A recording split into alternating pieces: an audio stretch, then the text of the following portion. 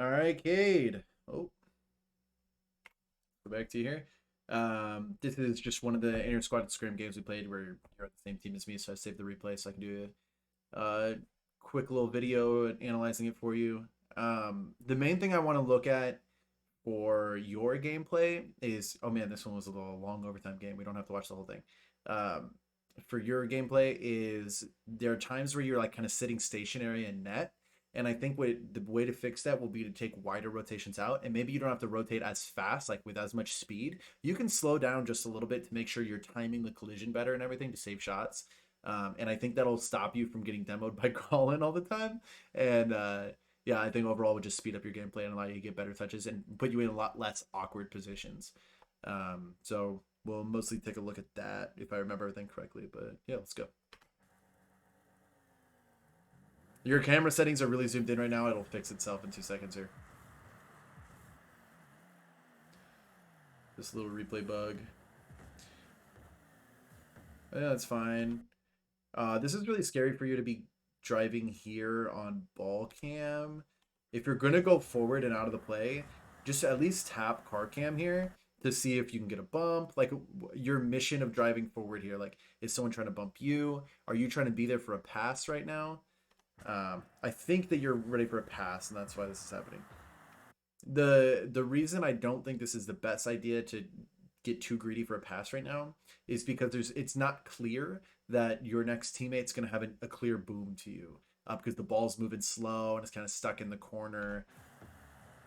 So and Colin just kind of is able to get a second touch. So I think it's like maybe a little greedy here. And so now you've spent all this time like not fully being committed to being ready for a pass. And now you're just kind of floating here.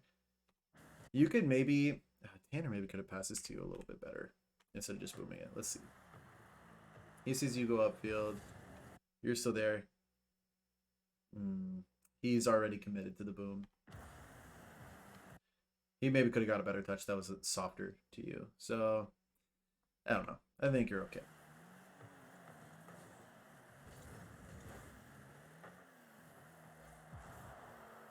Good patience here. You can maybe do something better with it. We really need to make sure we get quality touches here. Like you just jump really early. There's no one challenging you. Both the other cars have turned away from the ball. You can catch this. You can catch this. You can maybe even cut it in middle. You can catch it and flick it off the backboard or just flick it back middle. You can just catch it into a 50 and take somebody else out of the play. Because you're just flipping it into it right here. It just gives them free possession of the ball. Good boost grab though.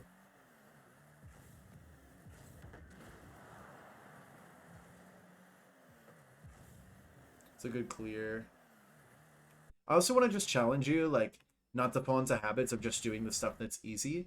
Like, this clear ends up working out, but I think, like, with a little bit more control, you can maybe, like, hit this in such a way that the ball kind of stops or rolls up the wall and you can get it to yourself. Maybe you're trying to do that and you just end up hitting it too hard.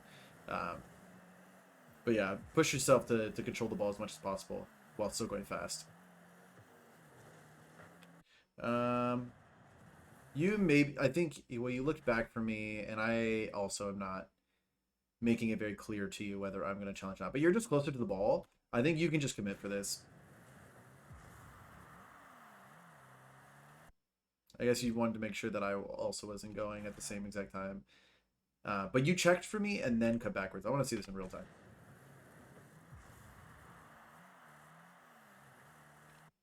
Yeah, that's tough. You checked for me as you were already cutting backwards. I think you want to check for me and then make your decision. Because now we're in this awkward in between. We got really lucky that they missed a flick. Let's see this from my perspective. I guess it wasn't the worst thing in the world because it would have flicked to you. Hmm.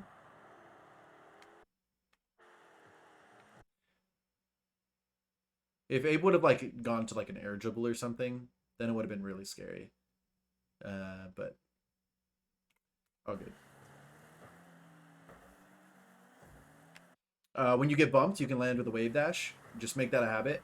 Like right here, you are in perfect position to just wave dash forward, get some momentum off the bump. And if anything, so then that bump actually ends up helping you. So if you struggle with getting bumped a lot as it is too, yeah, just landing with a wave dash actually makes the bump help you.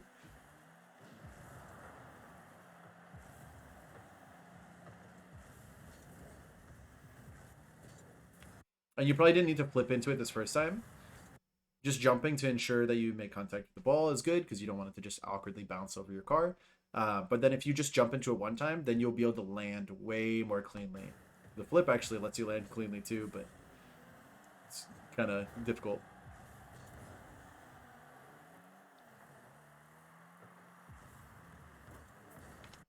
Oh, beautiful touch. That's really good play. Look at how much value you got out of this ball touch right here. Because instead of just hitting it right into Colin and 15, you outplay one in such another way that that you can get another touch on the ball. Which I think what you want to do here, when you outplay one, you just got to go real fast because you outplay, and as soon as you make the touch, you know the person right behind them is going to be going. So you have to just read this. You just have to jump right here and then get either a 50 or just make sure the next person doesn't get a clean touch on the ball. Because KJ really should have got this past you. But you got it past two, and then you 50'd with the other person. You beat all three people. You took all three of them out of the play. That's so good. And it resulted in a goal. That was like all you.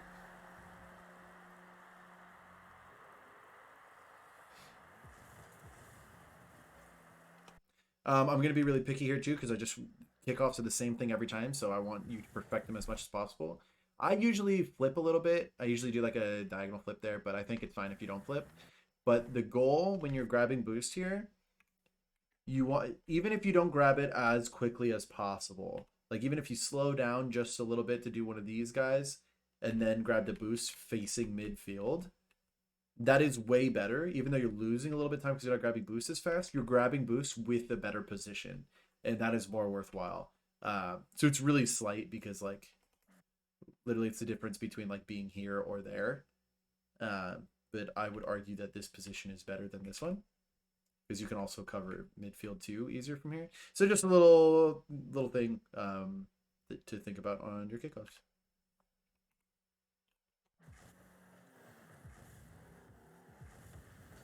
That's my bad. I shouldn't have touched that. You're playing fine here. I haven't noticed too many times actually where you're sitting in net with nothing to do.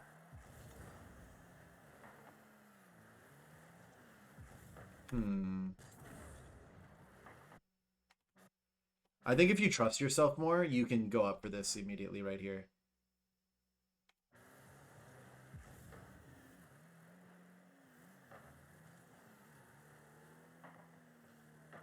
But this is all good. You're really good at playing patient. Like, yeah, you're giving yourself a good amount of distance here.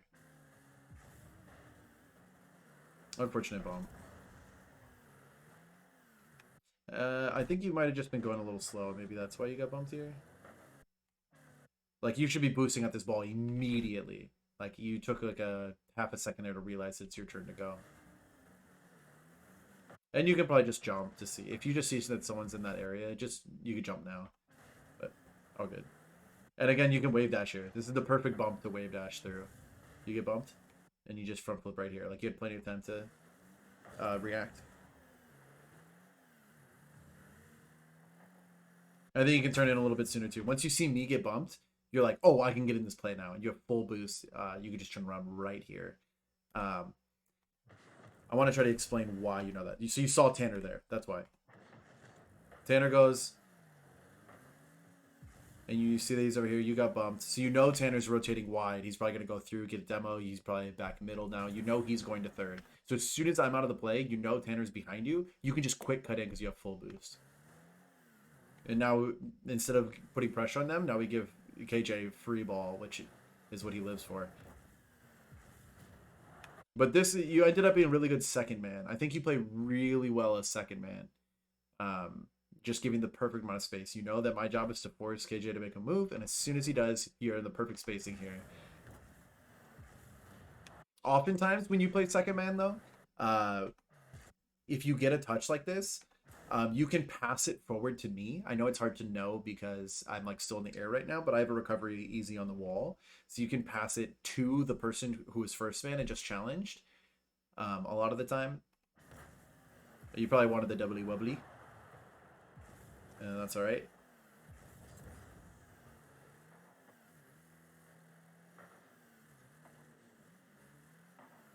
This is good. You're good at being patient and challenging around your teammates. You might have been able to score this off this touch. Or maybe not. I guess it's going a little too fast. That was a crazy little pinch.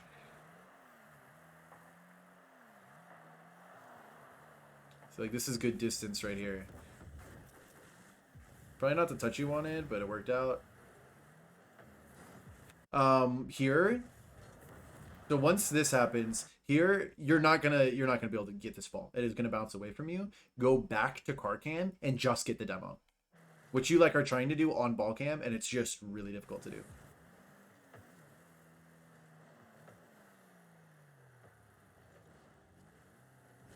This is the time where you slow down.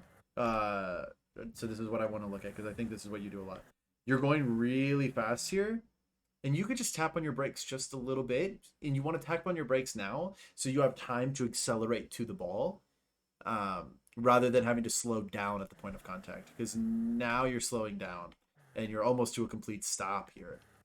Like, look how much you had to slow. You literally almost came to a complete stop.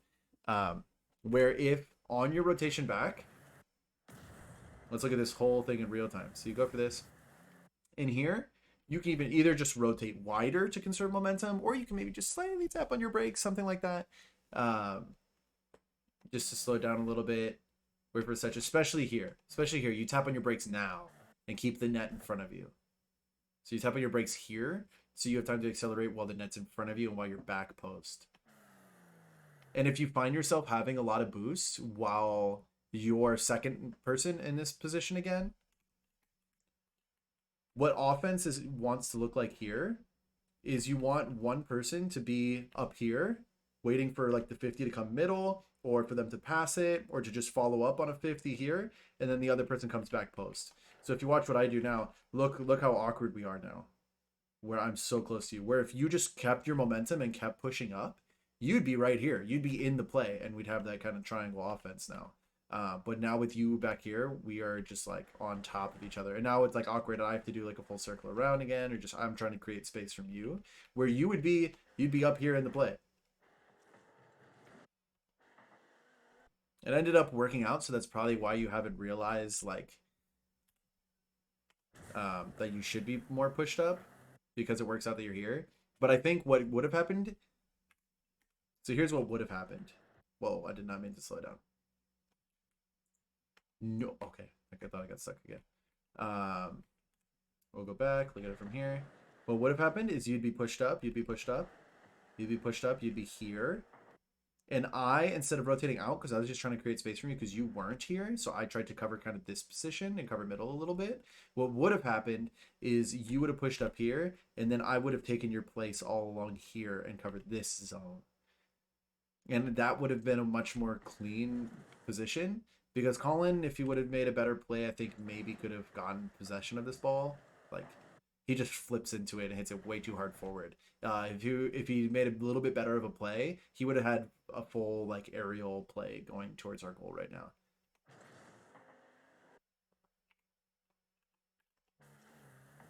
This is the wrong person.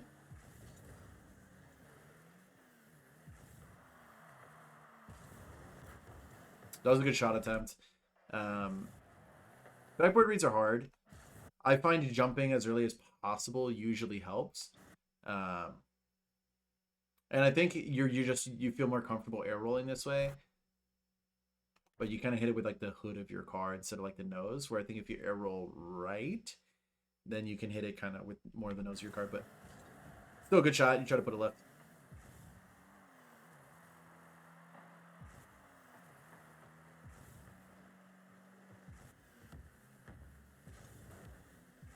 This is good. This is huge.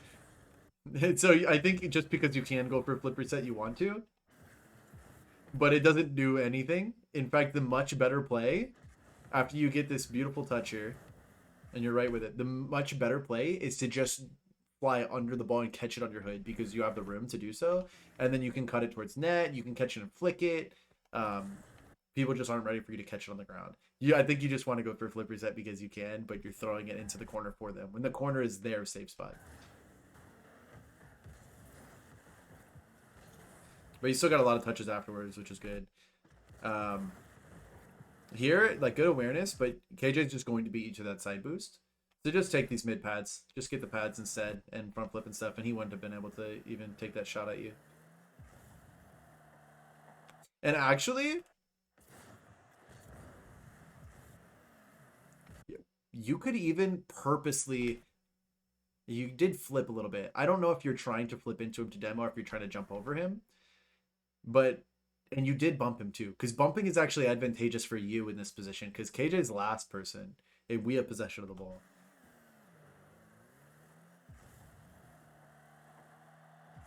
It was almost a goal because of your bump. Are you a little bit too close right here? Yeah, I think you boosted for just a little bit too long.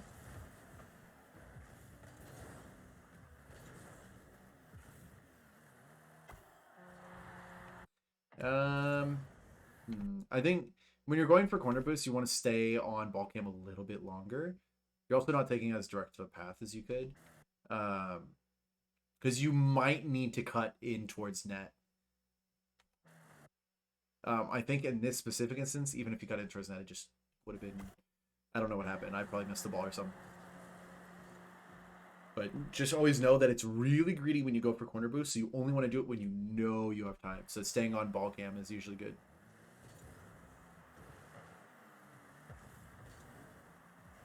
That's a crazy touch there. See, and this little maneuver that you do right here, where you go deep into net like that, is also really good when you realize you need to buy a little bit more time and you want to save your speed rather than just driving forward. That's a good little maneuver. But then you slam on your brakes. Don't slam on your brakes. Just keep going. Just follow this a little bit because you know you have someone behind you. And you could be like midfield and you could have been like on this ball right now if you didn't stop. Just keep going. So when you're second person, when we're transitioning out of defense, you can push up a lot more when you're second. Oh, also, you just go for this. Just go for this, dude. You're first. When you're first, you want to force them to do something they don't want to do.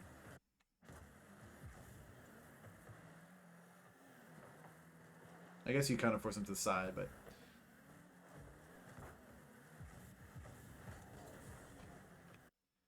let's look at all this. Awkward bomb.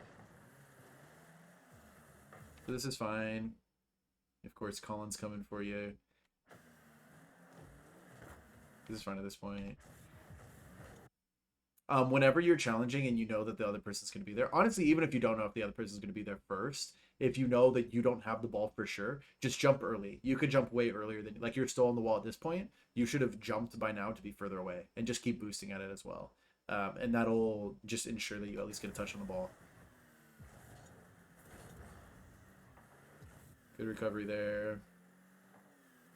Good, nice wide rotation. This is good. This is good. Maintaining your momentum.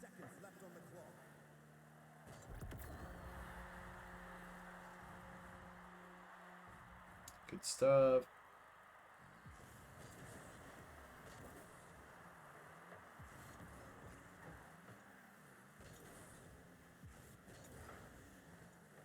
Kickup's fine. I think here you want to go to the backboard. Tanner has goal covered. You just saw him rotate behind you. So the most threatening option, if he passes directly midfield here or goes on net, Tanner has it. The most threatening option is a pass off the backboard or even Abe going for a double touch. So you go off the backboard here and protect that. And you could just jump off the backboard. So once he missed it, you would be able to jump off the backboard and get here just as fast.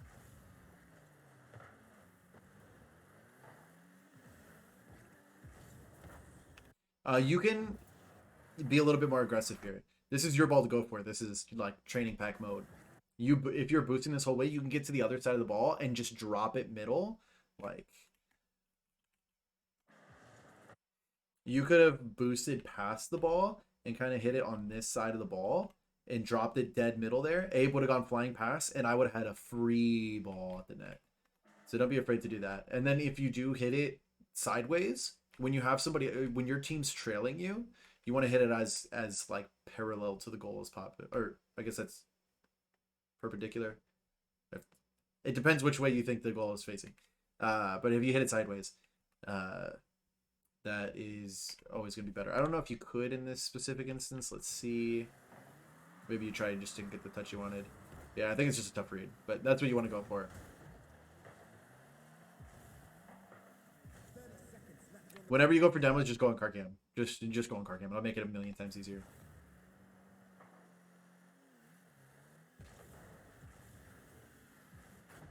Yeah, I think I thought you were hitting that.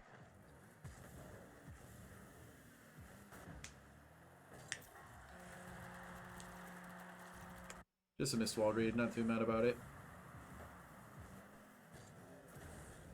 This is good decision making here, and you got this covered. You could hit that. You could hit this. You just ended up watching it. It like, looks like you just let go of your controller for some reason. You just like stopped. You can hit that. If you just keep boosting, you can hit it right after it bounces off the backboard, and then you'll boom it way downfield. And now it's like super scary for us.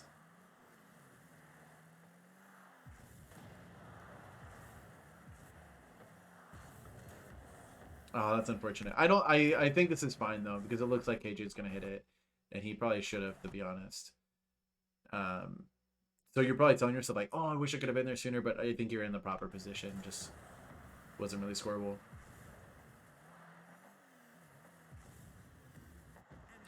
Okay, because this overtime lasted so long, I'm just going to stop it now. Hopefully you got some key pointers. I think the biggest thing for you, why you end up sitting in goal, is you try to avoid slamming on your brakes as much as possible. When... Oh my gosh, I don't want to do that. I guess it doesn't matter. When you're in net here and say one person has the ball and they're kind of taking up here, maybe a 50 is about to happen, and you're second person here and you know one person is rotating around behind you here, when you're right here, just push up here and be on to the side of them. Maybe a little, like if they're here, maybe you want to be a little bit to the side of behind, so maybe here, and be ready for that ball to pop up, pop out, wherever it's going to go. You're going to be there to at least 50 with the next person, because you know that this next person has the net covered, whoever came here. And then if that doesn't happen, if the ball wraps back around here, because this person loses to 50, this is this person's ball to go for, and then you wrap around to replace them. And that's going to keep you so much momentum rather than just like sitting here with your brakes, and then it creates a traffic jam right here. So that's what you're going to want to do. But yeah, good stuff.